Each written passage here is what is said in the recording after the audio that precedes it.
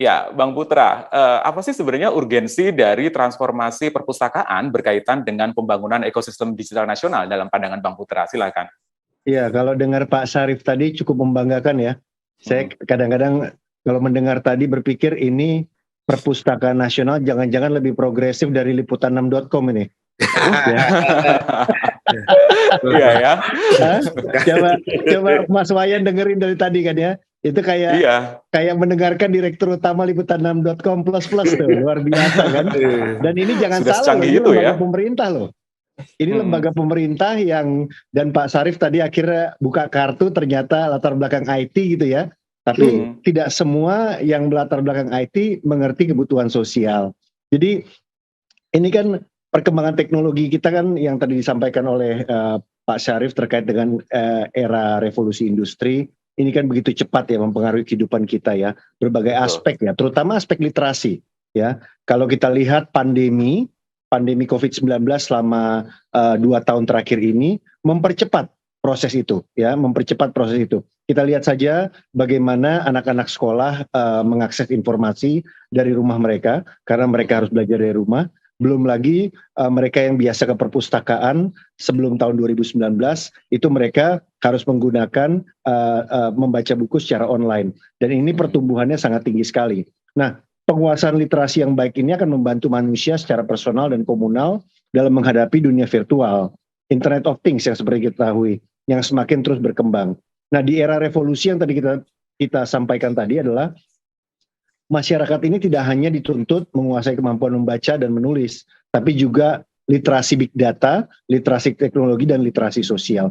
Literasi digital ini sangat penting sekali, Mas Wayan. Ya, jadi kita banyak sekali masyarakat Indonesia menggunakan digital, tapi mereka tidak melek teknologi gitu ya. Mereka hanya scrolling, mereka hanya membaca, mereka hanya melihat, menikmati, tapi mereka belum bisa mengoptimalisasinya dan mereka belum bisa memanfaatkan untuk kepentingan dirinya, untuk masyarakatnya, dan juga untuk kemajuan bersama gitu. Jadi apa yang dilakukan oleh Pak Syarif menurut saya itu sangat luar biasa ya dengan teman-teman perpustakaan nasional. Bahkan seringkali kami menyampaikan bahwa kadang-kadang apa yang dilakukan Pak Syarif itu dan teman-teman perpustakaan nasional itu melebihi dari keperluan yang dilakukan saat ini. Jadi antisipatif gitu ya, sangat antisipatif.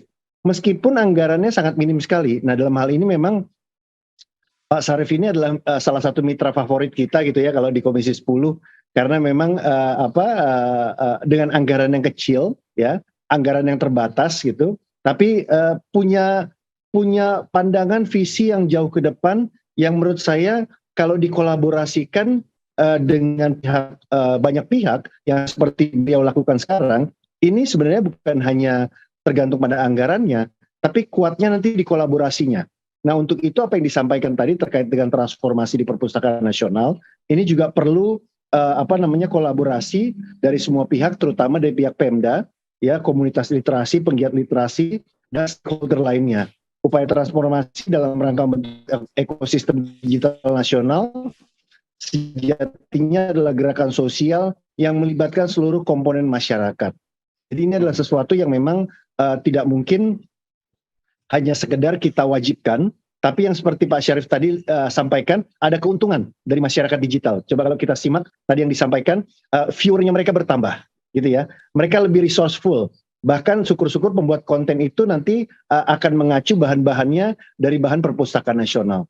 Sehingga konten-konten yang dibuat itu betul-betul membantu dan kontributif untuk perkembangan sosial, perkembangan pendidikan, digital literasi yang ada di Indonesia ini. Jadi ini membawa komunitas dan juga masyarakat, Mas Wayan, menjadi lebih terfokus pada proyek ataupun pada target yang ditetapkan oleh pemerintah Indonesia. Saya rasa itu, Mas Wayan. Baik, Bang Putra, sebenarnya seperti apa dukungan legislatif dalam menopang perpustakaan menempuh transformasi digital dalam waktu dekat? Silakan. Ya, utamanya kita utamanya dari sisi anggaran ya, dari sisi anggaran kita menjaga agar anggaran yang diberikan itu cukup untuk transformasi yang dilakukan, bukan hanya di Komisi 10, tapi juga di Komisi Anggaran. Ada keperpihakan pemerintah dari sisi literasi, Ini kan kita juga bermitra dengan Kementerian Pemuda dan Olahraga dan juga Kementerian Pendidikan dan Pendidikan Ristek ya, Kemendbud, Kementerian Pendidikan Budaya dan Ristek. Hal seperti ini kan harus kita ingatkan kepada kementerian yang lain agar mereka juga bisa berkolaborasi antar kementerian dengan lembaga. Nah ini yang menjadi kerja besar dari DPR agar apa yang menjadi keinginan kita bersama terkait dengan digital literasi masyarakat Indonesia dan juga bagaimana masyarakat Indonesia menjadi tuan rumah di dalam ranah digitalnya. Ya, jangan sampai kita lebih banyak menikmati konten orang luar, jangan sampai kita hanya mengikuti keinginan-keinginan pihak lain, tapi kita tidak bisa menguasai dan mewarnai dunia digital dengan konten-konten yang kita inginkan.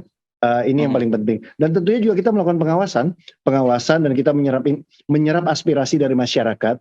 Sehingga apa yang kita serap ini bisa kita sampaikan kepada Pak Syarif dan kepada teman-teman Perpusnas. Kita punya 52 dapil ya, berbeda daerah pemilihan di Komisi 10 dan banyak sekali. Saya di DKI Jakarta, ada di NTT, ada di Aceh, ada di Sulawesi Utara, suaranya berbeda-beda di Jawa Tengah dan lain sebagainya.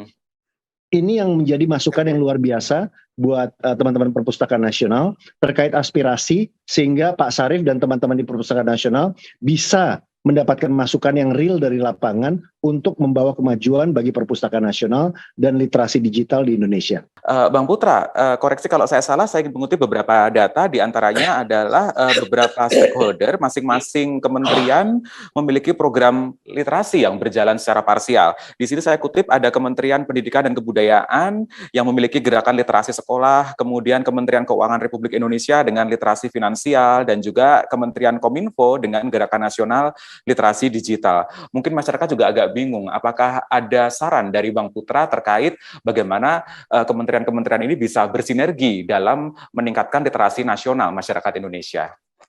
Iya, sebenarnya sih masing-masing kementerian menjalankan peran literasinya itu wajar-wajar saja ya.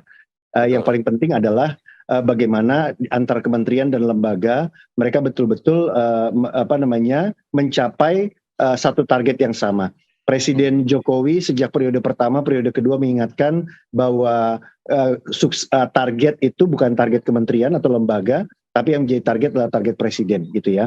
Karena mereka adalah semuanya pembantu presiden. Jadi kita berharap dan kita terus mengawasi kementerian apapun, lembaga apapun itu harus mencapai target penetapan yang sudah diberikan oleh presiden. Nah kalau kita lihat Mas Wayan, indeks literasi digital Indonesia di tahun 2021 itu kan mencapai 3,49 ya dari skala 1 sampai 5. Nah, yang kita lihat di sini hasil survei dari Kominfo di 514 kabupaten kota, yang paling tinggi ini adalah digital culture-nya, budaya digitalnya. Yang kedua itu adalah digital etiknya, dan ketiga adalah keamanan digitalnya. Nah, kalau kita lihat digital culture-nya ini sudah cukup tinggi dengan skor tertinggi 3,9, ini menurut saya adalah kesempatan emas untuk kita bisa memasukkan unsur-unsur ataupun konten-konten dan juga pelatihan-pelatihan yang kita berikan kepada masyarakat Indonesia. Nah, salah satu yang bisa menyiapkan ini adalah Perpustakaan Nasional. Karena Perpustakaan Nasional punya banyak sekali bahan baca, Perpustakaan Nasional punya banyak sekali referensi. Nah, dan Kementerian Keuangan, Kementerian Kominfo, dan juga Kemendikbud serta Kemenpora, menurut saya itu harus memang berkoordinasi erat dengan lembaga yang punya konten, ya. Apalagi mereka sama-sama ingin memenuhi target yang telah ditetapkan oleh Presiden. Nah, dalam hal ini memang Perpustakaan Nasional. Kami mendorong terus mengingatkan kepada Kemendikbud dan Kemenpora, terutama mereka adalah mitra kita, untuk selalu menjadikan Perpustakaan Nasional bersama dengan bahan bacanya untuk menjadi konten, ya, karena memang bahannya sudah ada di situ. Dan juga transformasinya sudah luar biasa. Nah, sekarang tinggal bagaimana menggunakan anak-anak didik yang ada di berbagai kabupaten kota di seluruh Indonesia untuk bisa menggunakan itu dan juga bisa menggunakannya sebagai konten di ranah digital. Saya rasa itu Mas Wayan. Oke, Bang Putra, rasanya kita sepakat bahwa digitalisasi menjadi sebuah kebutuhan mutlak dalam transformasi perpustakaan. Nah, masalahnya adalah penyediaan infrastruktur nih, Bang Putra, yang kabarnya masih sangat terbatas. Seperti apa saran dari Bang Putra dan teman-teman di Komisi 10 untuk Perpustakaan Nasional dan perpustakaan lainnya? Silakan. Iya, kalau infrastruktur saya rasa justru ada percepatan ya. Ini saya harus mengatakan dalam bahasa Inggris itu istilah blessing in disguise gitu ya. Di tengah-tengah kesulitan yang sedang kita hadapi di pandemi, ada capaian-capaian yang kita peroleh gitu ya, termasuk bagaimana selama ini kita harus mempush dan mendorong supaya infrastruktur digital itu selalu ditingkatkan dan dikembangkan. Kita lihat di daerah 3T terutama ya, yang ada di terluar terdepan gitu ya, mereka bagaimana sekarang juga penggunaan internetnya, digitalnya juga jauh lebih tinggi dibandingkan tahun 2020 bulan Maret sebelum pandemi. Kalau kita lihat kondisinya sekarang, saya rasa itu jauh lebih tinggi dan juga kebiasaan mereka membaca. Tinggal sekarang memang adalah kontennya. Kita beradu dengan konten.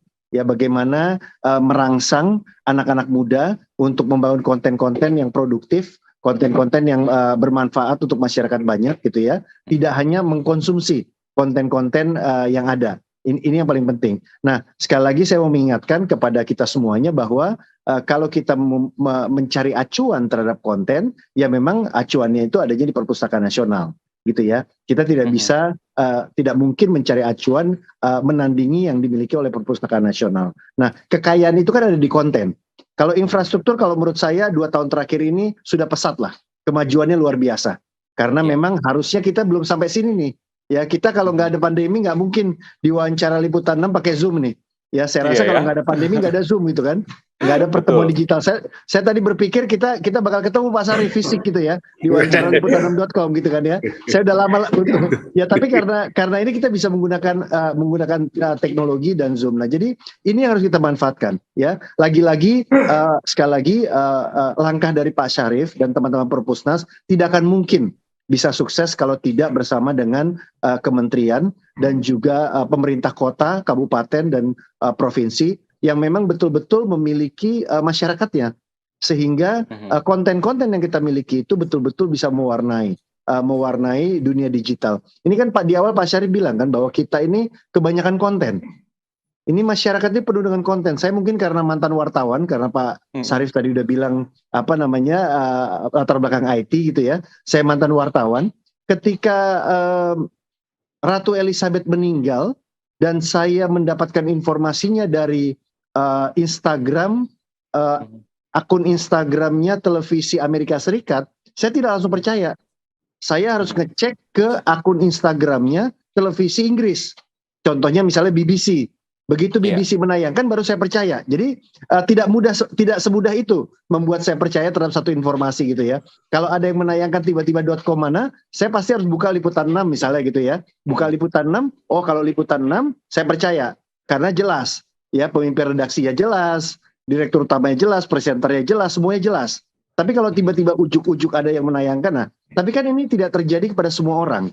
Ya, mayoritas rakyat Indonesia dibom dengan informasi seperti yang Pak Syarif sampaikan dan mudah percaya, ya, mudah percaya, malas mencari referensi, apalagi menciptakan konten, gitu kan ya, menciptakan konten yang seperti Pak Syarif bilang kan, content creator kan tidak boleh hanya dari satu source, dari satu sumber. Nah, multiple sumber itu kan adanya di koleksi Perpustakaan Nasional yang sekarang sudah bisa diakses secara digital. Itu luar biasa. Jadi anak-anak Papua, anak-anak Aceh, anak-anak yang ada di Nusa Tenggara Timur, yang ada di Sulawesi Utara, itu bisa membuat konten dan itu bisa dinikmati oleh seluruh masyarakat Indonesia. Jangan salah, ya, penikmat-penikmat konten itu belum tentu di Pulau Jawa, belum tentu di Jakarta, tapi bisa di mana-mana. Gitu. Nah, ini yang menurut saya harus kita bicara tentang kontennya, ya, bicara tentang isinya yang penting saat ini. Oke, Bang Putra, ketika literasi diharapkan menjadi gerakan massal atau social movement, tentu saja kita akan bahas tentang anggaran, bagaimana itu bisa menyokong mencapai terjadinya gerakan massal soal literasi. Dari DPR sendiri seperti apa terkait soal anggaran, dan juga yang kedua pertanyaannya adalah bagaimana proyeksi kebijakan dari Komisi 10 DPR terhadap dukungan anggaran ini terhadap Perpusnas. Silakan, Bang. Ya, tentunya kalau di DPR kita banyak sekali ya memiliki teman-teman kayak di Komisi 1 yang bermitra dengan Kominfo, dan mereka juga bermitra dengan para stakeholder di bidang digital dan komunikasi. Sementara kami bermitra di bidang pendidikan dan perpustakaan. Ya, tentunya ini menjadi kepedulian kita bersama, terutama wakil-wakil anggota-anggota DPR yang ada di 2 komisi itu ada juga di Badan Anggaran. Nah, keberpihakan terhadap infrastruktur, keberpihakan terhadap konten, dan kepedulian terhadap bahan baca yang dinikmati oleh masyarakat digital Indonesia. Ini adalah menjadi kepedulian kita bersama. Nah, tentunya ini harus menjadi pengawasan dari DPR agar pemerintah juga bisa punya komitmen yang sama terhadap anggaran yang diberikan untuk kemajuan masyarakat digital. Karena biar bagaimanapun pengajuan anggaran itu kan dari pemerintah. Ya, kita tahu ada trilateral meeting antara Bappenas dan juga Menteri Keuangan dan juga kementerian terkait yang kemudian persetujuannya diminta oleh DPR. Nah, tentunya dari waktu ke waktu saat ini adalah pembahasan anggaran 2023, kita menyatakan keberpihakan kita terhadap digital itu luar biasa memang. Ya, rapat dengan Kementerian Pendidikan juga demikian. Ya, bagaimana kita memajukan pariwisata kita ya saat ini, bagaimana kita menarik wisatawan-wisatawan asing dan juga wisatawan nasional dengan menggunakan platform digital dan konten-konten digital. Ya, bukan hanya sekedar lagi iklan-iklan yang ada di ranah analog, dan juga tentunya yang lebih transformatif adalah apa yang dikemukakan oleh Perpustakaan Nasional. Ini yang menjadi target dari DPR untuk mendukung masyarakat digital dan juga untuk kemajuan literasi digital yang ada di Indonesia. Saya rasa itu, Mas Wayan. Saya ingin minta pernyataan penutup atau closing statement dari Bang Putra. Silakan, Bang, seperti apa? Iya, kalau kita lihat tadi angka yang disampaikan Pak Syarif itu luar biasa ya. Artinya apalagi Pak Syarif sudah berkolaborasi, sudah mendengarkan langsung dari Menteri Pendayagunaan Aparatur Negara yang baru. Mas Abdullah Azwar Anas adalah orang yang sangat transformatif ketika jadi bupati, dan juga ini adalah kolaborasi yang bagus. Saya senang sekali ternyata ada koneksinya dengan Menpan yang baru. Nah, ini juga menurut saya realisasinya di lapangan harusnya tidak sulit secara teknis, tapi tinggal mengajak ya. Hitung-hitungannya kan tadi sudah jelas. Dan juga jangan salah Mas Wayan, apa yang dilakukan ini itu kita bagi, kalau kita tadi closing statement ya. Transformasi perpustakaan ini menjadi 3 aspek. Ini buat closingnya, saya rasa yang pertama transformasi perpustakaan sebagai pusat ilmu pengetahuan. Upaya dalam aspek ini adalah menjadikan perpustakaan sebagai wahana pembelajaran sepanjang hayat untuk melahirkan berbagai inovasi kreativitas masyarakat.